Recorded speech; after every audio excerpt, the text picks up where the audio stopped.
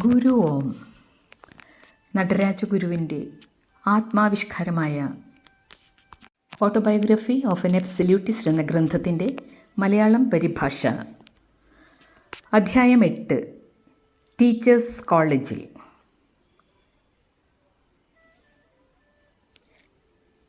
ഭാഗം 3.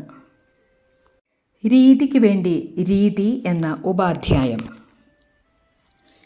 ടീച്ചേഴ്സ് കോളേജിൽ രസകരമായി എന്തെങ്കിലും ഉണ്ടെങ്കിൽ അത് കിൻഡർഗാർട്ടനും മോണ്ടിസോറി വിഭാഗവുമായിരുന്നു.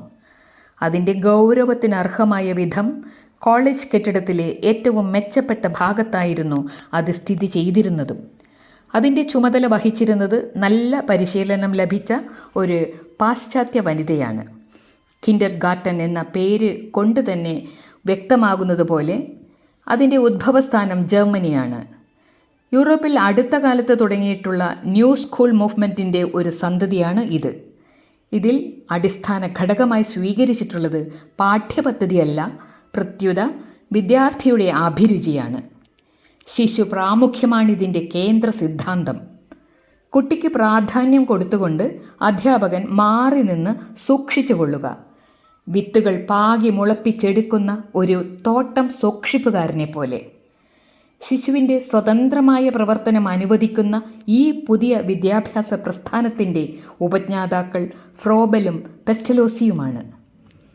കുട്ടിയുടെ സർഗാത്മക പ്രതിഭ ഇവിടെ പ്രോത്സാഹിപ്പിക്കപ്പെടുന്നു. ഇത്തരം വിദ്യാഭ്യാസ രീതിയിൽ അന്തർഭവിച്ചിട്ടുള്ള ആദർശങ്ങൾ കുഞ്ഞിൻ്റെ സ്വാതന്ത്ര്യവും അതിൻ്റെ വ്യക്തിത്വത്തിനോടുള്ള ആദരവുമാണ്.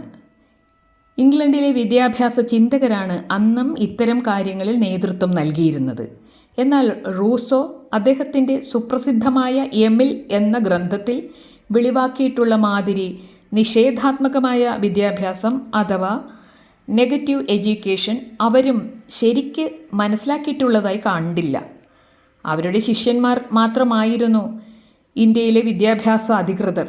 അവരും റൂസോയെ പാടെ അവഗണിച്ചു കളഞ്ഞു. പ്രായോഗിക വിദ്യാഭ്യാസ രംഗത്തേക്ക് കൊണ്ടുവന്നതാണ് അളവുകോലുകൊണ്ട് അളക്കാവുന്നവയെ ആസ്പദമാക്കിയിട്ടുള്ള വിദ്യാഭ്യാസ നയം.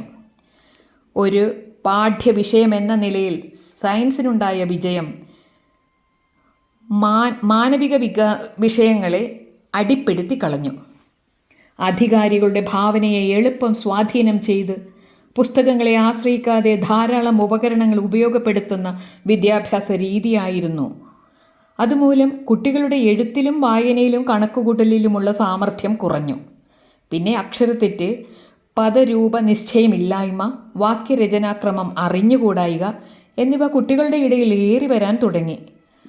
പഴയ വിദ്യാലയങ്ങളിൽ വളരെ നിഷ്കർഷിച്ചിരുന്ന വടിവൊത്ത കയ്യക്ഷരത്തിൻ്റെ കാര്യം അപൂർവം അനുഗ്രഹീതരൊഴിച്ചാൽ നിശേഷം കളഞ്ഞു കുളിച്ചു. ടീച്ചേഴ്സ് കോളേജിലെ കൊച്ചു കുഞ്ഞുങ്ങളുടെ ഈ വിഭാഗത്തിൽ ഞാനും എൻ്റെ പങ്ക് വഹിച്ചു. ഈ വിഭാഗത്തിലെ കുഞ്ഞുങ്ങൾക്ക് രസിക്കുന്ന മാതിരി ചെറിയ ചിത്രങ്ങൾ രചിക്കാനാണ് അതിൻ്റെ ചുമതല വഹിച്ചിരുന്ന വനിത അന്ന് അധ്യാപക വിദ്യാർത്ഥികളായിരുന്ന ഞങ്ങളെ പരിശീലിപ്പിച്ചതെന്നാണ് ഓർമ്മ. പെയിൻറ്റും ബ്രഷും ഉപയോഗിച്ച് ചിത്രം രചിക്കാനുള്ള എൻ്റെ കഴിവിനെ ഒന്ന് പുതുക്കാൻ ഇത് വീണ്ടും അവസരം നൽകി. 2-3 വർഷം മുൻപ് വരെ മധ്യവേനൽ അവധിക്കാലത്ത് കൗതുകകരമായ ജലഛായ ചിത്രങ്ങൾ എഴുതി എൻ്റെ കഴിവിനെ ഞാൻ പരിശോധിച്ച് നോക്കുക പതിവായിരുന്നു. ആദ്യം പെൻസിൽ ഡ്രോയിങ്ങിൽ തുടങ്ങി. ഡിഗ്രി ക്ലാസ്സിലെത്തിയപ്പോഴേക്കും ജലഛായ ചിത്രങ്ങളിൽ കൈവച്ച് തുടങ്ങി. കിൻഡർഗാർട്ടൻ കുട്ടികളോടൊത്ത് അത് വീണ്ടും ചെയ്യേണ്ടി വന്നപ്പോൾ ഒരു ചിത്രകാരനാകാനുള്ള പ്രേരണ എന്നിൽ ഉദിച്ചു വന്നു. എങ്കിലും അത് നീണ്ടു നിന്നില്ല. ചിത്രമെഴുത്തിനെ ഒരു കലയെന്ന നിലയിൽ പരിശോധിക്കാനും അത് എനിക്ക് അവസരം നൽകി. കലയെന്നത് പരവെളിയിലും പുറത്തുമായി ഒരേ സമയത്ത് സംഭവിക്കുന്ന ഒന്നാണ്. കലാകാരനിലെ കല രൂപം കൊള്ളുന്നത് അയാളുടെ അന്തരംഗത്തിലെ സർഗകേന്ദ്രത്തിലാണ്. ചായപ്പലകയിൽ കാണുന്ന ചായക്കോട്ട് ഈ ആന്തരിക പ്രക്രിയയുടെ പ്രതിഫലനമാണ് എന്ന് പറഞ്ഞാൽ താത്വികമായിട്ടെങ്കിലും ശരിയാണ്. ഒരു പിക്കാസോയെ അഥവാ ഒരു ഗോയയെ ധനാഢ്യയായ ഒരു പ്രഭി അഭിനന്ദിക്കുകയും അദ്ദേഹത്തിന് വേണ്ടി എത്ര ധനം വേണമെങ്കിലും ചെലവാക്കാൻ മുതിരുകയും ചെയ്യുന്നത് ചിത്രത്തിലെ വരകളെയോ നിറങ്ങളെയോ തെളിച്ചത്തെയോ മാനിച്ചുകൊണ്ട് മാത്രമല്ല, കലാകാരൻ്റെ അന്തരംഗത്തെ ആ ചിത്രം വെളിവാക്കുന്നു എന്നതാണ് പ്രധാന അംശം. ആ അന്തരംഗത്ത് സഹജാവബോധദൃക്കായ ഒരാളിന് മാത്രമേ ചായങ്ങളുടെ പിന്നിൽ കാണാനാകൂ. ആ ചായങ്ങൾ കലാകാരൻ എങ്ങനെയോ ഒക്കെ വാരിത്തേച്ചതാവാം.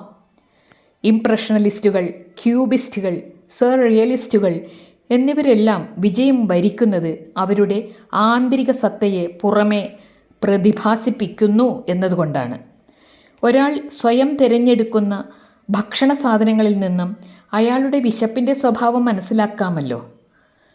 ഒരു ചത്ത മുയൽ അല്ലെങ്കിൽ ഒരു ഗ്ലാസ് വൈൻ പ്രത്യേകതരം കള്ളികളുള്ള വിരിപ്പിട്ട മേശയിൽ വെച്ചിരുന്നു.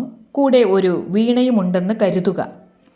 ഇത്തരം ഒരു നിശ്ചല ജീവിതം ആർക്കും രസകരമായി തോന്നുകയില്ല.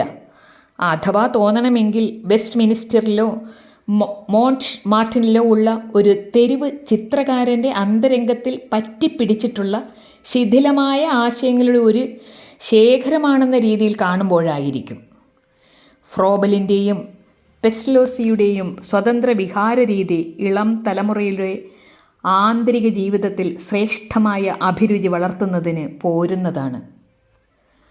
മോണ്ടിസോറി പദ്ധതി പ്രകാരമുള്ള ഇന്ദ്രിയ പരിശീലനം തികച്ചും വ്യത്യസ്തമായ ഒന്നാണ്. മാഡം മോണ്ടിസോറി റോമിൽ അവരുടെ ഉദ്യമം ആദ്യം ആരംഭിച്ചത് കുറേ വികലാംഗരായ കുട്ടികളെ കൊണ്ടാണെന്ന് നമുക്കറിയാം. ആ കുട്ടികളുടെ ജ്ഞാനകർമ്മേന്ദ്രിയങ്ങൾക്ക് ചില പുനഃക്രമീകരണങ്ങൾ വേണ്ടിയിരുന്നു. അതിനായി ചില ഉപായങ്ങൾ കണ്ടുപിടിക്കാൻ ആ വനിത വളരെ യത്നിച്ചു.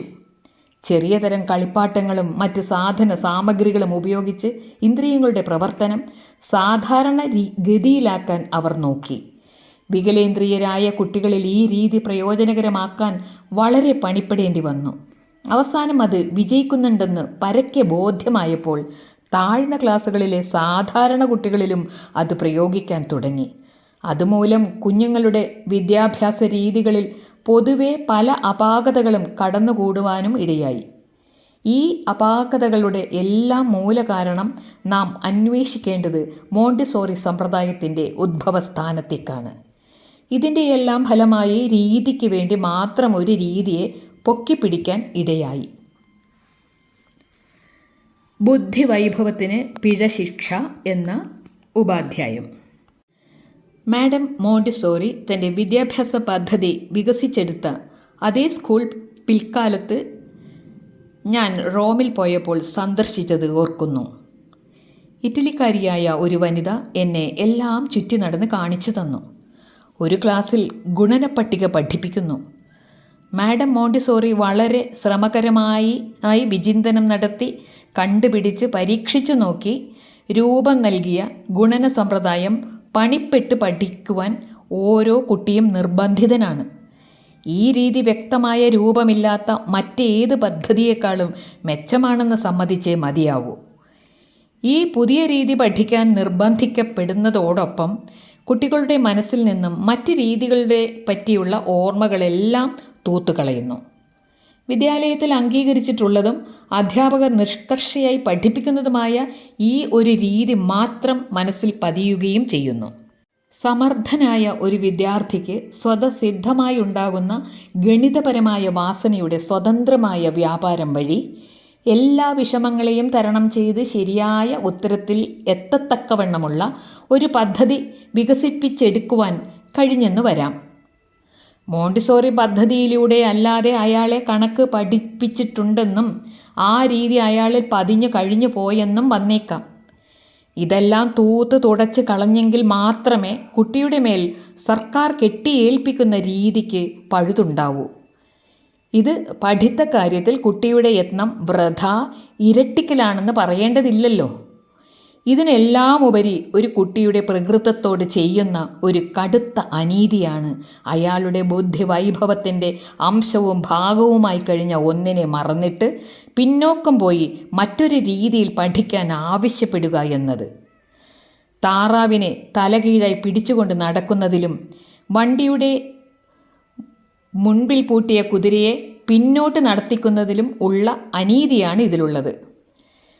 അധ്യാപകൻ ഇങ്ങനെ കുട്ടിയുടെ മേൽ ഭീകരമായ ഭാരം കെട്ടിവെക്കുന്നത് കൊണ്ട് സാധിക്കുന്നത് ഒരു സമ്പ്രദായം പ്രായോഗികമാക്കി എന്നത് മാത്രമാണ്.